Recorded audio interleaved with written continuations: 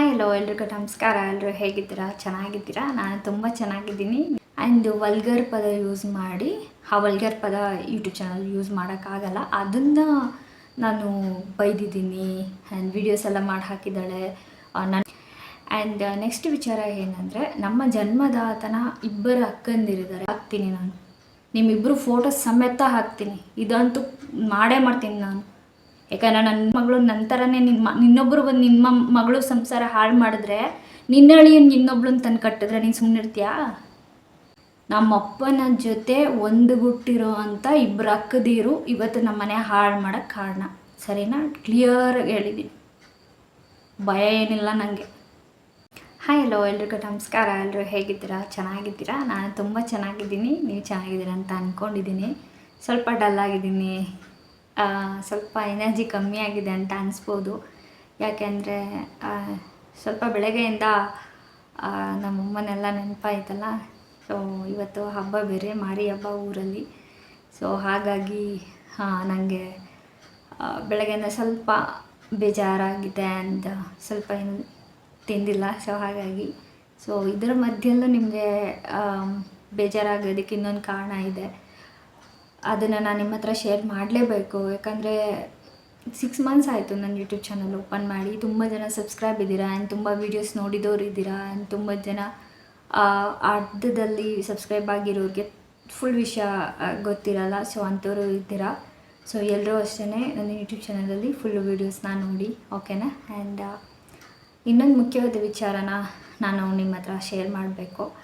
So ಈ 6 ಮಂತ್ಸಲ್ಲಿ ನಾನು YouTube channel open ಮಾಡಿದ್ಮೇಲೆ ನನಗೇನು ಒಂದು ಬೇಜಾರಿನ ಸಂಗತಿ ಅಂದರೆ, ನನ್ನ ಲೈಫಲ್ಲಿ ಏನಾಗಿದೆ, ಏನು ನಡೀತಾ ಇದೆ ಆ್ಯಂಡ್ ಏನೇನು ಅನ್ಯಾಯ ಆಯಿತು, ಏನು ಕೆ ಟು ಝೆಡ್ ಎಲ್ಲನೂ ನಾನು ಶೇರ್ ಮಾಡಿದ್ದೀನಿ.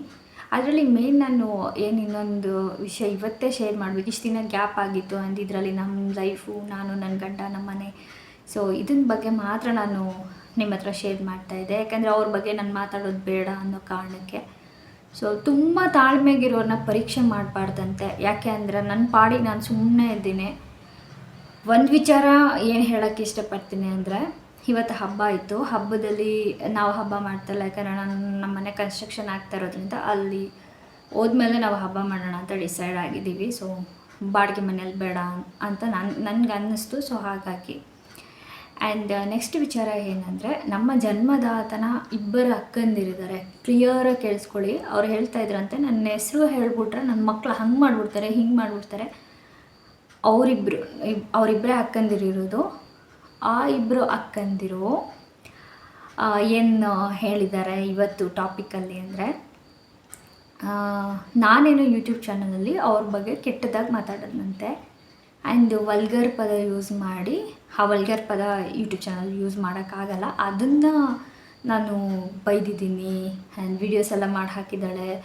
ನನ್ನ ಮಕ್ಕಳು ಹಂಗೆ ಮಾಡಿಬಿಡ್ತಾರೆ, ನನ್ನ ಮಕ್ಕಳು ಹಿಂಗೆ ಮಾಡಿಬಿಡ್ತಾರೆ, ನನ್ನ ತಮ್ಮ ಕತ್ತರಿಸ್ಬಿಡ್ತಾನೆ ಅವಳನ್ನು, ಈ ಮಾತು. ಆಮೇಲೆ ನಾನು ಯೂಟ್ಯೂಬ್ ಚಾನಲಲ್ಲಿ ವಲ್ಗರಾಗಿ ಮಾತಾಡಿಕೊಂಡು ಇದ್ದರೆ ನನ್ನ ಚಾನಲ್ಲೇ ಬ್ಯಾನ್ ಆಗಿಬಿಡ್ತಾಯಿತ್ತು. ಆ್ಯಂಡ್ ಇವಾಗ ಚಾನಲಲ್ಲಿ ಅದೆಲ್ಲ ಮಾತಾಡಿದ್ರೆ ಕಾಪಿರೈಟ್ಸ್ ಬರುತ್ತೆ.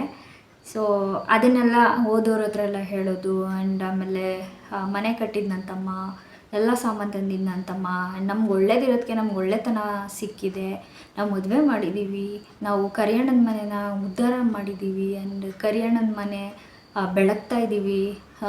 ಅಂದರೆ ಇಷ್ಟು ದಿನ ಕರಿಯಣ್ಣನ ಮನೆ ನಡೀತಿದ್ದಿದೆ ಈ ಇಬ್ಬರು ಹೆಣ್ಮಕ್ಳಿಂದ.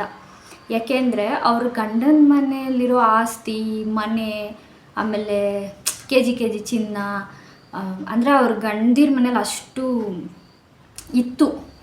ಅದನ್ನೆಲ್ಲ ತಂದು ಅಪ್ಪನ ಮನೆಗೆ ಸುರಿದು, ಅಪ್ಪನ ಮನೆ ಕಟ್ಟಿ, ಅಪ್ಪನ ಮನೆಗಂತಂತ ಸಾಮಾನು ತಂದು, ಆಮೇಲೆ ಅವ್ರೇನಾದರೂ ಬೆಳಗುಂಬಕ್ಕೆ ಬರಬೇಕು ಅಂದರೆ ಬೆಳಗುಂಬದಿಂದ ಇಲ್ಲ ಲಾರಿ, ಆಗಿನ ಕಾಲದಲ್ಲಿ ಎತ್ತಿನ ಗಾಡಿ ಹೋಯ್ತಿತ್ತಂತೆ. ಯಾಕೆ ಅಂದರೆ ಅವರು ಅಪ್ಪನ ಮನೆ ಅಂದರೆ ಗಂಡನ ಮನೇಲಿ ಹಂಗೆ ತುಂಬಿ ತರೋರಂತೆ, ಓಕೆನಾ?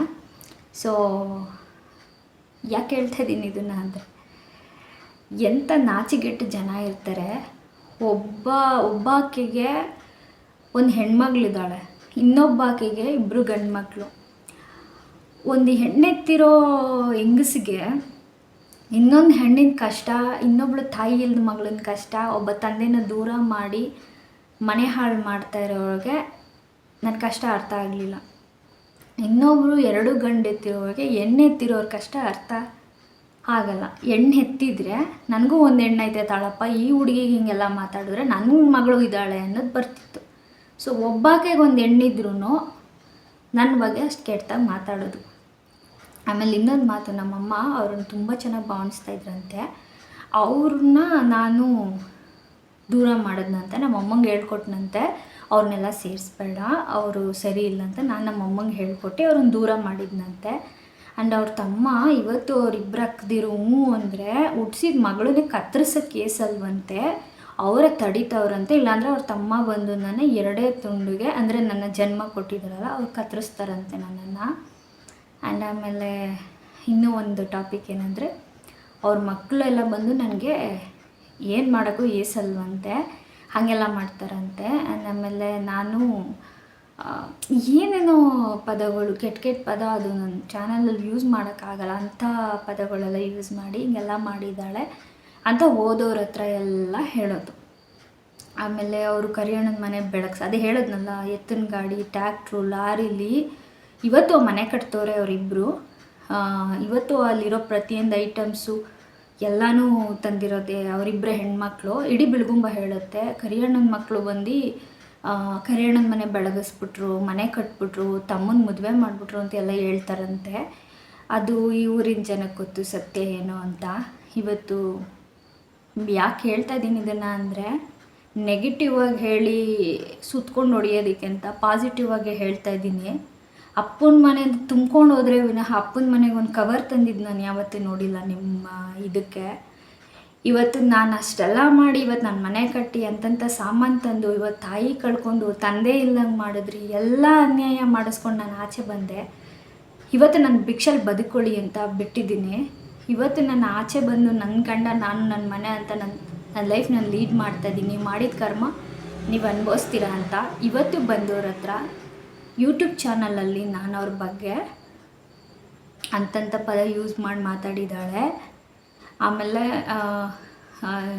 ಅದು ವರ್ಡ್ಸ್ ಹೇಳೋಕ್ಕಾಗಲ್ಲ ಚಾನಲಲ್ಲಿ, ಯಾಕಂದರೆ ತುಂಬ ಜನ ನೋಡ್ತಾ ಇದ್ದೀರಾ. ಹಿಂಗೆ ಮಾಡಿದ್ದಾಳೆ, ಹಂಗೆ ಮಾಡಿದ್ದಾಳೆ, ಅವಳಿಗೆ ಹಂಗೆ ಮಾಡ್ತೀವಿ. ಆಮೇಲೆ ಅವ್ರ ತಮ್ಮಯಿಂದ ನಾನು 2 ತುಂಡು ಕತ್ತರಿಸ್ತಾರಂತೆ. ನಮ್ಮ ಪಾಡಿಗೆ ನಾವು ಜೀವನ ಮಾಡ್ಕೊಂಡಿದ್ರು ಬಿಡ್ತಾಯಿಲ್ಲ. ಓದೋರ ಹತ್ರ, ನೆಂಟ್ರ ಹತ್ರ, ನನ್ನ ತಮ್ಮ ಇಂಥ ಮನೆ ಮುಂದೆಯಿಂದ ಹಿಂದೆ ಗಂಟೆ ತೋರಿಸೋದಂತೆ, ಮನೆ ಇಂಥ ಮನೆ ಕಟ್ಟಿದ್ದಾನೆ, ನನ್ನ ತಮ್ಮ ಹಗಲು ರಾತ್ರಿ ದುಡ್ದಿದ್ದಾನೆ. ಆಮೇಲೆ ಈ ಟಿ ವಿ ಎಷ್ಟು ಗೊತ್ತಾ, 1.5 ಲಕ್ಷ ಕೊಟ್ಟು ತಂದವ್ನು ನನ್ನ ತಮ್ಮ. ಆಮೇಲೆ ನಂಗೆ ಏನು ಹೇಳ್ಬೇಕು, ನಂಗೆ ನಿಜ ನನಗೆ ನಗು ಬರುತ್ತೆ, ನಂಗೆ ಏನು ಹೇಳೋದಂತ ಗೊತ್ತಾಗಲ್ಲ. ಎಲ್ಲ ಬಂದವ್ರ ಹತ್ರ ಕರ್ಕೊಂಡೋಗಿ ಇಲ್ಲೋಡು ಓವೆನ್ ತಂದವನೆ, ವಾಷಿಂಗ್ ಮಿಷಿನ್ ತಂದವನೆ, ಇವೆಲ್ಲ ಮಾಡವನೆ ಅಂತ ಕೈ ಹಿಡ್ಕೊಂಡು ಹೇಳ್ಕೊಂಡು ಹೋಗಿ, ಈ ರೂಮು ನಮ್ಮಮ್ಮ ಮನೆಗೆ ಕೊಡ್ತಾರೆ, ಈ ರೂಮು ಅವ್ರದ್ದು. ಏನು ಹೇಳೋದು, ಇಡೀ ಬೆಳಗುಂಬಕ್ಕೆ ಗೊತ್ತು ಸತ್ಯ ಏನು ಅಂತ. ಆ್ಯಂಡ್ ನಾನು ಮಾಡಿದ್ನ ಬಿಟ್ಟು ಬಂದ್ಬಿಟ್ಟೆ, ನನ್ನ ಲೈಫ್ ನಾನು ನೋಡ್ಕೊತಾ ಇದ್ದೀನಿ. ಇವತ್ತು ಯಾರೇ ಹೋದರೂ ನನ್ನ ಬಗ್ಗೆ ಹಾಗೆ ನಾನು ಹೇಳೋದು, ಔಸ್ಕೊಂಡಿಲ್ಲ ನಾನು, ಓಡೋಗಿಲ್ಲ ನಾನಿರೋದು ಇದೇ ಊರಲ್ಲಿ. ನನ್ನ ಮನೆ ದಾಟೆ ನಿಮ್ಮ ಮನೆಗೆ ಹೋಗಬೇಕು, ಬನ್ನಿ. ನಿಮ್ಮ ಬಗ್ಗೆ ಏನು ಕೆಟ್ಟದಾಗ ಮಾತಾಡಿದ್ದೀನಿ, ನಿಮ್ಮ ಬಗ್ಗೆ ಏನು ಮಾಡಿದ್ದೀನಿ, ನಿಮ್ಮ ಗಂಡೀರ ಮನೆಯಿಂದ ನಾನು ಏನು ಹೊತ್ಕೊಬಂದಿದ್ದೀನಿ, ನಮ್ಮ ಅಪ್ಪನ ಮನೆ ಏನು ಹಾಳು ಮಾಡಿದ್ದೀನಿ, ದೇವಸ್ಥಾನದ ಹತ್ರ ಬನ್ನಿ, ಕರ್ಪೂರಾರ್ಚನ. ನಿಮ್ಮ ಮನಸ್ಸಾಕ್ಷಿ, ನಾಲ್ಗೆ ಸುಳ್ಳು ಹೇಳುತ್ತಲ್ಲ, ನಿಮ್ಮ ಮನಸ್ಸಾಕ್ಷಿ. ಯೂಟ್ಯೂಬ್ ಚಾನಲ್ ಎಷ್ಟೊಂದು ಜನ ನೋಡ್ತಾ ಇದ್ದಾರೆ. ಆ ವಲ್ಗರ್ ಪದ ಯೂಸ್ ಮಾಡಿದರೆ ಇಷ್ಟು ದಿನ ಏನಾಗ್ತಾಯಿತ್ತು, ಯಾರೋ ಗೊತ್ತಿಲ್ಲದೆ ಇರೋರು ನೆಂಟ್ರಿಷ್ಟ್ರು ಮನೆಗೂ ಅವ್ರ ಹತ್ರ ನನ್ನ ವಿಷಯ ಎತ್ತಿದ್ರೆ ನಿಮಗೆ ಅರ್ಗಲ್ವಾ? ಇಷ್ಟು ದಿನ ಯಾರೇ ಒಬ್ಬರ ಹತ್ರ ನಾನು ನಿಮ್ಮ ವಿಷಯ ತೆಗಿಯಲ್ಲ, ನನಗೆ ಬೇಡ, ನೀವು ಮಾಡಿದ ಕರ್ಮಫಲ ನೀವು ಊಟ ಮಾಡ್ತೀರಾ, ಈಗ ಆಲ್ರೆಡಿ ತಿಂತಾ ಇದ್ದೀರಾ. ಯಾಕೆ ಹೇಳ್ತಾ ಇದ್ದೀನಿ ಈ ಮಾತು ಅಂದರೆ, ಇವತ್ತು ನನ್ನ ಮನೆಯೇ ಹಾಳು ಮಾಡಿ ನನ್ನ ಮನೆಗೆ ಬಂದು ನನಗೂ ನಮ್ಮ ಅಮ್ಮಂಗೆ. ಆಮೇಲೆ ಇನ್ನೊಂದು ಮಾತು ಬಂದಂತೆ, ಸಾರಿ ಇದ್ರಲ್ಲಿ ನಾನು ಮಧ್ಯೆ ಮಾತಾಡ್ತೀನಿ. ಅವಳು ಅವಳ ಮಗಳಿದ್ದಾಳ, ಅಂದರೆ ನಮ್ಮ ಅಮ್ಮಂಗೆ ಹೇಳೋ ಮಾತು, ಅವಳು ಅವಳ ಮಗಳಿದ್ದಾಳ, ನಮ್ಮವ್ವ ನಾವಿದ್ದೀವ ಮನೆಯಲ್ಲಿ. ಸರಿ, ನಮ್ಮಮ್ಮ ತೀರೋದ್ರು, ಇವತ್ತು ನಾನು ಆಚೆ ಬಂದಿದ್ದೀನಿ. ಇವತ್ತು ನನ್ನ ಗಂಡನ ಮನೇಲಿ ನಾನು ಅಧಿಕಾರ ಚಲಾಯಿಸಬೇಕು, ಅಪ್ಪನ ಮನೇಲಿ ನಂಗೆ ಅಧಿಕಾರ ಇಲ್ಲ, ಒಪ್ಕೊತೀನಿ. ಇವತ್ತು ಅವಳು ಅವಳ ಮಗಳಿದ್ದಾಳ ಅಂದರೆ ನಮ್ಮಮ್ಮ ಏನು ಮಾಡಿದರು? ನಮ್ಮಮ್ಮನ ಬಗ್ಗೆ ಪದೇ ಪದೇ ಮಾತಾಡಬೇಡಿ ಅಂತ ಹೇಳ್ತಾ, ನಿಮ್ಮ ಯೋಗ್ಯತೆಗಳಿಗೆ ಇವತ್ತು ನಮ್ಮಮ್ಮ ಹಾಕಿರೋ ಭಿಕ್ಷೆ ನಮ್ಮ ಭಿಕ್ಷೆಯಲ್ಲಿ ಹೋಗಿ ಬದುಕ್ತಾ ಇದ್ದೀರಾ. ನಿಮ್ಮ ಮನಸ್ಸಾಕ್ಷಿಗೆ ಗೊತ್ತು, ನಿಮ್ಮ ಮನಸ್ಸಾಕ್ಷಿನ ಕೇಳ್ಕೊಳ್ಳಿ. ಅದೇನು ಬಿಟ್ಟು ಮನೆಗೆ ಬಂದವ್ರ ಹತ್ರ ಎಲ್ಲ ನನ್ನ ಬಗ್ಗೆ ವಲ್ಗರಾಗಿ ಮಾತಾಡ್ರೆ ನಾನು ಯಾವುದೇ ಕಾರಣಕ್ಕೂ ಸುಮ್ಮನಿರಲ್ಲ. ಇವತ್ತು ಹೇಳ್ತಾ ಇದ್ದೀನಿ, ನಿಮ್ಮದೇ ನಾಲ್ಗೆನ ಏನು ಅನ್ನೋದು ನಂಗೆ ಅರ್ಥ ಆಗ್ತಾಯಿಲ್ಲ. ವಾರ್ನಿಂಗ್ ಅಂತ ತೊಗೋತೀರೋ ಏನೋ ಗೊತ್ತಿಲ್ಲ, ಏನೋ ನಿಮ್ಮ ಮಕ್ಕಳು ಬಂದು ಹಂಗೆ ಮಾಡಿಬಿಡ್ತಾರೆ, ನಿಮ್ಮ ಮೊಮ್ಮಕ್ಕಳುಗಳು ಬಂದು ಹಿಂಗೆ ಮಾಡಿಬಿಡ್ತಾರೆ, ನನ್ನ ತಮ್ಮ ಕತ್ತರಿಸ್ಬಿಡ್ತಾನೆ. ಇದೇ ಊರಲ್ಲಿದ್ದೀನಿ, ಯೂಟ್ಯೂಬ್ ಚಾನಲ್ ಮಾಡಿ 3 ಮಂತ್ಸಿಂದ ನಿಮ್ಮ ಬಗ್ಗೆ ಎಳೆಯಾಗಿ ಬಿಚ್ಚಿಟ್ಟಿದ್ದೀನಿ. ನಿಮ್ಮ ಯೋಗ್ಯತೆಗಳೇನು ಅನ್ನೋದನ್ನು ಮಾಡೋ ಕೆಲಸ ಇಲ್ಲದೆ ಅಮ್ಮ ತಾಯಿ ಕುರುಬಳ್ಳಿಯವರು, ಆ ತಾಯಿಗೆ ಹೇಳ್ತಾ ಇದ್ದೀನಿ. ನನ್ನ ಮನೆ ಇವರು ಸಾರಿ ಅವರ ಹೆಸರು ನೆನೆಸ್ಕೊತೀನಿ ನಾನು, ಅವ್ರ ಹೆಸರು ನಂಗೆ ನೆನಪಾಗಿ ಬರ್ತಲ್ಲ. ಅವರು ಕುರುಬಳ್ಳಿಯವರು. ಒಂದು ಹುಡುಗಿ ಬಂದು ಕುರುಬಳ್ಳಿ. ಆ ಹುಡುಗನಿಗೆ ಮದುವೆ ಮಾಡಿಸ್ತಲ್ಲ ತಾಯಿ ನೀನು. ಅವರಿಬ್ಬರು ನೇಣಕೊಂಡು ಸತ್ತೋದ್ರಲ್ಲ, ಅವ್ರ ಮನೆಯೂ ಹಿಂಗೆ ಅಲ್ವ ತಾಯಿ ಹಾಳು ಮಾಡಿದ್ದು ನೀನು. ಅವರಿಬ್ರಿಗೂ ಮದುವೆ ಮಾಡಿಸ್ಬಾರ್ದು ಅಂತ ಗೊತ್ತಿದ್ರು ಮಾಡಿಸಿ ಮನೆ ಹಾಳು ಮಾಡ್ದಲ್ಲ, ನಾನು ಮಾಡಿದ್ನ ತಾಯಿ. ಬಂದು ಮಾತಾಡಿದ್ರೆ ಮಾತೆಲ್ಲೆಲ್ಲೋ ಹೋಗುತ್ತೆ. ನಿಮಗೆ ಕೇಳೋರಿಲ್ಲ, ಹೇಳೋರಿಲ್ಲ, ಕಟ್ಕೊಂಡಿರೋ ಗಂಡದಿರಿಲ್ಲ. ಇವತ್ತು ಯಾವ ಊರು ತಿರುಗಿ ಎಲ್ಲೆಲ್ಲಿ ತಿರುಗಿ ಆ ಎಮ್ಮನ ಕರ್ಕೊಬಂದು ಕಟ್ಟಿದ್ದೀರಾ. ಇವತ್ತು ನಿಮ್ಮ ಸಿಂಪತಿ ಗಿಟ್ಟಿಸ್ಕೊತಾ ಇದ್ದೀರಾ. ನಿಮ್ಮ ಒಂದು ತನ ಸತ್ಯ ಈಚೆಗೆ ಬಂದೇ ಬರುತ್ತೆ. ಇವತ್ತು ಏನು ಡ್ರಾಮಾ ಮಾಡಿ ಮಗನೇ, ಅಯ್ಯೋ ಲಕ್ಷ್ಮಿ ನೀನು ಬಿಟ್ರಲ್ಲ, ಅಯ್ಯೋ ನಿನ್ನ ಗಂಡು ಮಗ, ನೀನು ಇಂಥ ಮನೆ ಕಟ್ಬಿಟ್ಟೆ, ಇಂತಿಂಥ ಸಾಮಾನು ತಂದವಳು ನನ್ನ ತಮ್ಮನ ಮಗಳು ಅಂತ ಕುರುಬಳ್ಳಿಯವ್ರನ್ನೆಲ್ಲ ಕರ್ಕೊಬಂದು ತೋರಿಸ್ತಿದ್ದಲ್ಲ. ಅವತ್ತು ತಮ್ಮನ ಮಗಳು ತಂದಿದ್ಲು, ಇವತ್ತು ತಮ್ಮ ತಂದಿರೋದು. ಯಾರು ತರಲಿ, ಸತ್ಯ ದೇವ್ರಿಗೆ ಗೊತ್ತು. ನಾನು ಬಿಟ್ಬಿಟ್ಟಿದ್ದೇನೆ.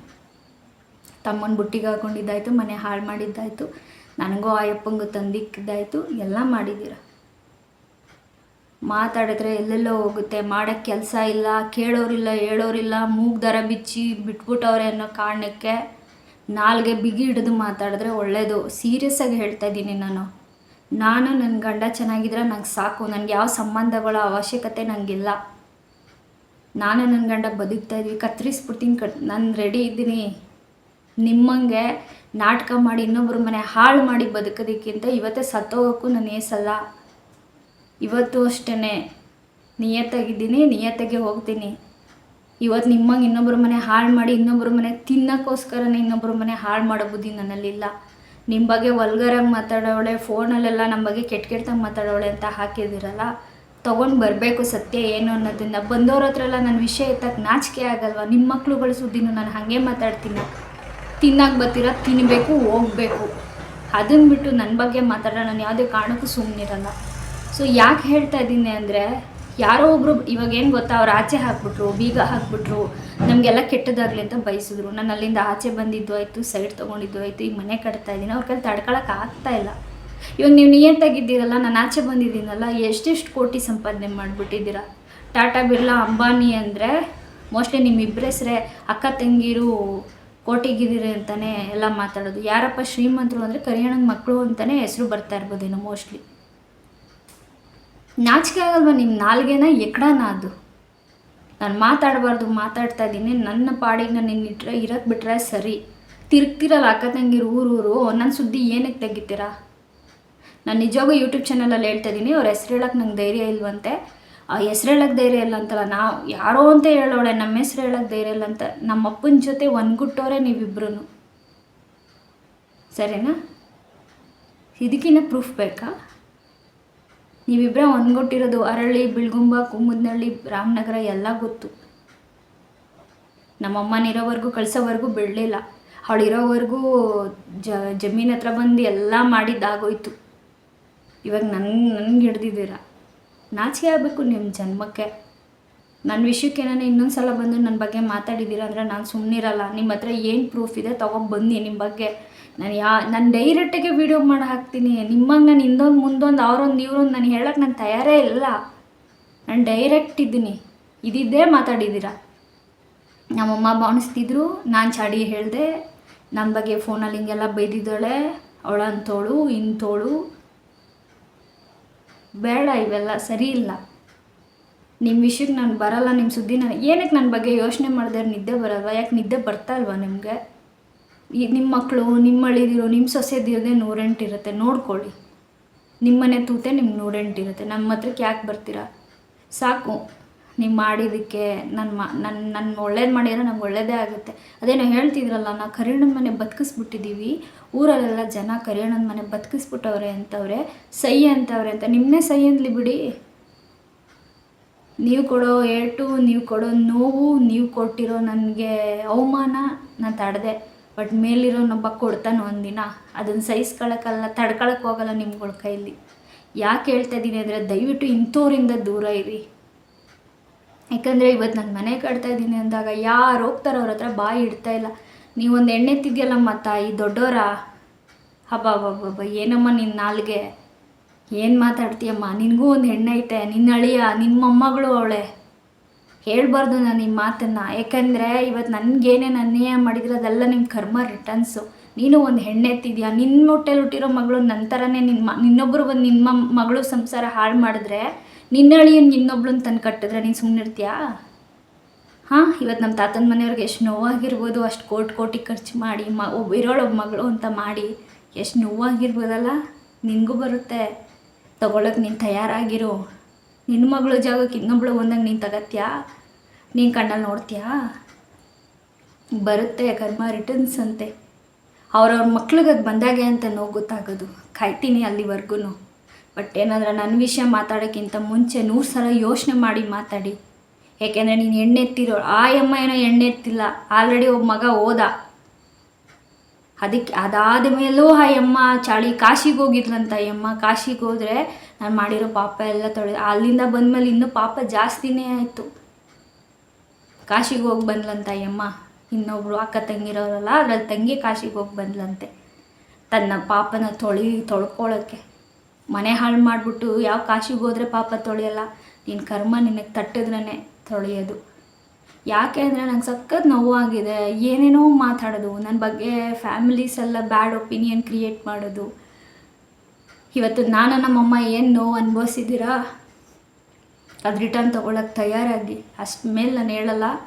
ಪದೇ ಅವ್ರ ಹತ್ರ ನನ್ನ ವಿಷಯ ಐತೆ, ಆಮೇಲೆ ಕತ್ತರಿಸ್ಬಿಡ್ತೀನಿ. ಹಂಗೆ ಇಲ್ಲೇ ಇದ್ದೀನಿ, ಬೆಳಗುಂಬದಲ್ಲೇ ಇದ್ದೀನಿ, ಕತ್ತರಿಸೋಕೆ ಬನ್ನಿ, ನಾನು ತಯಾರಿದ್ದೀನಿ.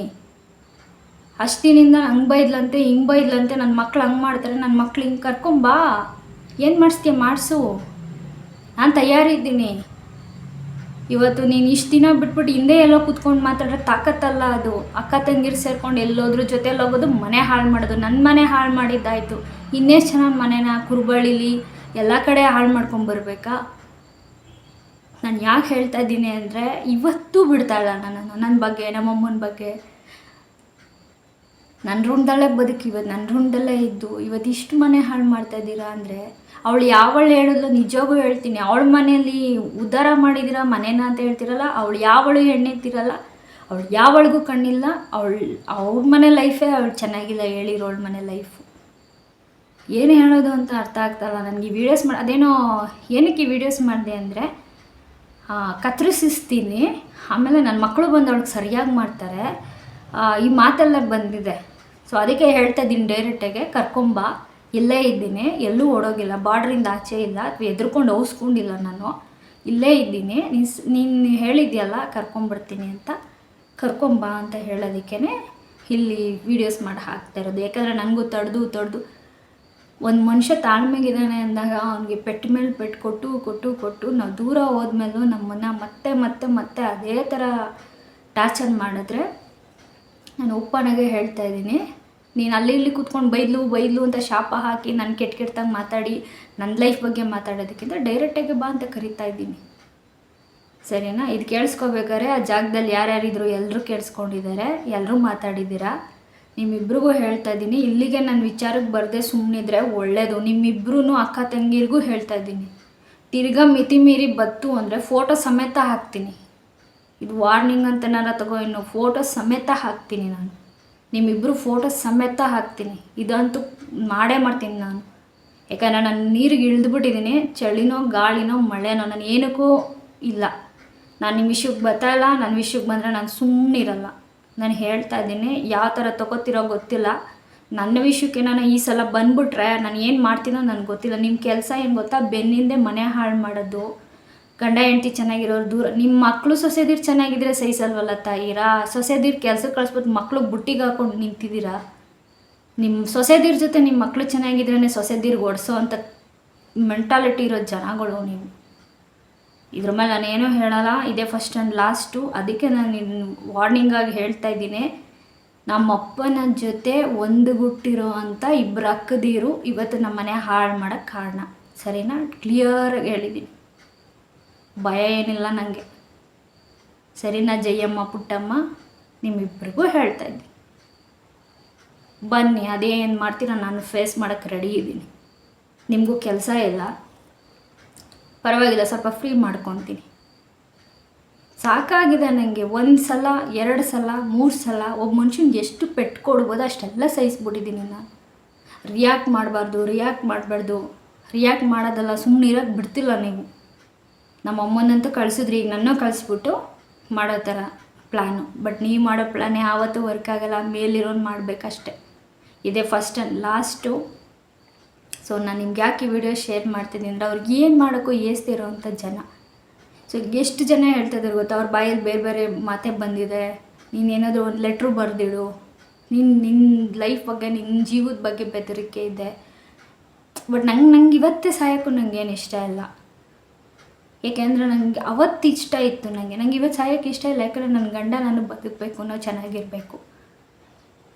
ಬಟ್ ನಾನು ಸಾಯೋಕ್ಕೇನು ಭಯ ಇಲ್ಲ. ಬಟ್ ನನ್ನ ಅಂದ್ಕೊಂಡು ನನ್ನ ಗಂಡ ಇದ್ದಾನೆ, ಬೇರೆ ಬೇರೆ ಬಂದಿದೆ. ಬಟ್ ನಾನು ಇದರಲ್ಲಿ ಹೇಳೋಕ್ಕೆ ಇಷ್ಟಪಡಲ್ಲ. ಸೊ ಆ ಮಾತೆಲ್ಲ ಆಡಿದಾರಂತೆ ಇರಲಿ. ಸೊ ಎಷ್ಟು ಮಟ್ಟಿಗೆ ಸುಳ್ಳು ಹೇಳ್ತಾರೆ, ವಲ್ಗರಾಗಿ ಮಾತಾಡೋದು. ಯೂಟ್ಯೂಬ್ ಚಾನಲಲ್ಲಿ ಹಿಂಗೆಲ್ಲ ಹೇಳಿದ್ದಾಳೆ, ಕೆಟ್ಟದಾಗೆಲ್ಲ ಹೇಳಿದ್ದಾಳೆ. ಜನ ದಡ್ರ, ಊರಲ್ಲಿರೋ ಜನ ದಡ್ರ. ನಿಮ್ಮಿಬ್ಬರು ಹೆಸರು ಹೇಳ್ತಾಯಿದ್ದೀನಿ ಅಂದರೆ ನನಗೇನು ಭಯ ಇಲ್ಲ. ನೀವೇನು ಮಾಡಿದ್ರು ನಾನು ಫೇಸ್ ಮಾಡೋಕ್ಕೆ ರೆಡಿ ಇದ್ದೀನಿ. ಸಾಕಾಗಿದೆ ನನಗೆ ಜೀವನ. ಆ ಮಟ್ಟಿಗೆ ಎಲ್ಲರ ಹತ್ರ ಕೆಡ್ತಾಗಿಡೋದು, ಎಲ್ಲರ ಹತ್ರ. ನಮ್ಮ ಅಮ್ಮನ ಫೋಟೋ ಮುಂದೆ ಅವಳ ಮಗಳ ಬಗ್ಗೆನೇ ಕೆಡ್ತಾಗ ಮಾತಾಡ್ತೀರಲ್ಲ ನೀವೆಲ್ಲ. ಯಾವ ಪಾಪ ಊಟ ಮಾಡಿ ಸಾಯ್ತೀರಾ ಅನ್ನೋದು ನನಗೆ ಅರ್ಥ ಆಗ್ತಾಯಿಲ್ಲ. ನಾನು ನನ್ನ ಗಂಡ ನೆಮ್ಮದಿಯಾಗಿದ್ದೀವಿ ಅಂದರೆ ನೆಮ್ಮದಿಯಾಗಿರೋಕ್ಕೆ ಬಿಟ್ಬಿಡಿ ನಮ್ಮನ್ನು. ಬೇರೆಯವ್ರ ಹತ್ರ ನನ್ನ ಬಗ್ಗೆ ಕೆಡ್ತಾಗಿ ಹೇಳಿದ್ರೆ, ನಿನ್ನ ಮಗಳು ಬೆನ್ನಿಂದ 100 ಕೆಟ್ಟದ್ದು ಮಾತಾಡೋರು ಇರ್ತಾರೆ, ನಿಮ್ಮ ಮನೆಯವ್ರ ಬಗ್ಗೆ ಕೆಟ್ಟದಾಗಿ ಮಾತಾಡೋರು ಇರ್ತಾರೆ. ನಾನು ಸಹಿಸ್ಕೊಂಡಿದ್ದೀನಿ ಅಂತ ಎಲ್ಲ ಸಹಿಸ್ಕೊತೀನಿ ಅಂತ ಏನಲ್ಲ. ನನಗಿದೇ ಥರ ನನಗೆ ಹೆವಿ ಟಾರ್ಚರ್ ಆಗ್ತಾಯಿದೆ ಅಂತ ಬಂದರೆ ನಾನು ಯಾವುದೇ ಕಾರಣಕ್ಕೂ ಇನ್ನು ಮುಂದೆ ನನ್ನ ಆ್ಯಕ್ಷನ್ ತೊಗೊಳ್ದೆ ನಾನು ಸುಮ್ಮನೆ ಇರಲ್ಲ. ಏಕೆಂದರೆ ನನಗೆ ಸಾಕಾಗಿದೆ. ನಾನು ಇದ್ರ ಬಗ್ಗೆ ಫೈಟ್ ಮಾಡಲಿಲ್ಲ, ನಾನು ಇದ್ರ ಬಗ್ಗೆ ನಾನು ಮುಂದುವರಿಲಿಲ್ಲ ಅಂದರೆ ನಾಳೆ ನನ್ನ ಜೀವಕ್ಕೆ ಕೂತಿದೆ. ಸೊ ಏಕೆಂದರೆ ಅವ್ರ ಬಾಯಿಗಳಲ್ಲಿ ಅಂತಂಥ ಮಾತೆಲ್ಲ ಬಂದಿದೆ ನನ್ನ ಬಗ್ಗೆ. ಸೊ ಹಾಗಾಗಿ ಹೇಳ್ತಾ ಇದ್ದೀನಿ. ಇನ್ನೊಂದು ಮಾತು ಬಂದಿದೆ. ನಾನು ರೋಡಲ್ಲಿ ಹೋಗ್ತಾ ಇದ್ದಾಗ ಅವ್ರ ಮಕ್ಳಿಗೆ ಸುಮ್ಮನೆ ಹಿಂಗೆ ಗಾಡೀಲಿ ಟಚ್ ಮಾಡ್ಕೊಂಡು ಹೋಗ್ಬಿಡು ಅಂತ ಹೇಳಿದ್ರೆ ಸಾಕು, ಇವತ್ತೇ ಮಾಡಿಸ್ಬಿಡ್ತೀನಿ, ಇವತ್ತೇ ನೋಡಿದ್ಯಾ ಚಾಲೆಂಜ್ ಮಾಡಿಬಿಡ್ತೀನಿ. ಈ ವಯಸ್ಸಲ್ಲಿ ಸಾಯೋ ಕಾಲ, ದೇವರೇ ಭಗವಂತ ಅಂತ ಇರೋ ಟೈಮಲ್ಲಿ ಗಾಡಿ ಟಚ್ ಮಾಡಿಸ್ಬಿಡ್ತೀನಿ. ನಾನು ಹೋದ್ಮೇಲೆ ನೀನು ಊಟ ಹೊಡ್ಕೊಂಡು ಇಲ್ಲೇ ಇರ್ತೀಯಾ? ಈ ಮಾತೆಲ್ಲ ಬಂದಿದೆ. ಸೊ ನಾನು ಹಾಗಾಗಿ ಈ ವಿಷಯನ ನಾನು ನಿಮ್ಮ ಹತ್ರ ಶೇರ್ ಮಾಡ್ತಾಯಿದ್ದೀನಿ. ಇಂಥ ಜನಕ್ಕೆ ಏನು ಹೇಳಬೇಕು. ಒಂದೊಂದು ಸಲ ಅನಿಸುತ್ತೆ, ಇಂಥವ್ರಿಂದ ದೇವರೇ ನಾನು ಪಾರು ಮಾಡಿ ಆಚೆ ಕಳಿಸಿದ್ನೇನಪ್ಪ ದೇವರೇ, ಇಂಥ ಮನಸ್ಥಿತಿ ಇರೋ ಜೊತೆ ನಾನು ಇದ್ಬಿಟ್ಟು ಇಷ್ಟು ದಿನ ಅನ್ನೋದೇ ನಂಗೆ ಬೇಜಾರಾಗೋ ಅಂಥ ವಿಚಾರ. ಸೊ ಇದಿಷ್ಟು ನಾನು ಅವ್ರಿಗೆ ಹೇಳಬೇಕಾಗಿದ್ದನ್ನು ನಾನು ಇದರಲ್ಲಿ ಹೇಳ್ತಾ ಇದ್ದೀನಿ. ಸೊ ಎಷ್ಟೋ ಜನ ಸಬ್ಸ್ಕ್ರೈಬರ್ಸ್ ಇದ್ದೀರಾ, ನೋಡ್ತಾ ಇದ್ದೀರಾ ವೀಡಿಯೋಸ್ನ. ಆ್ಯಂಡ್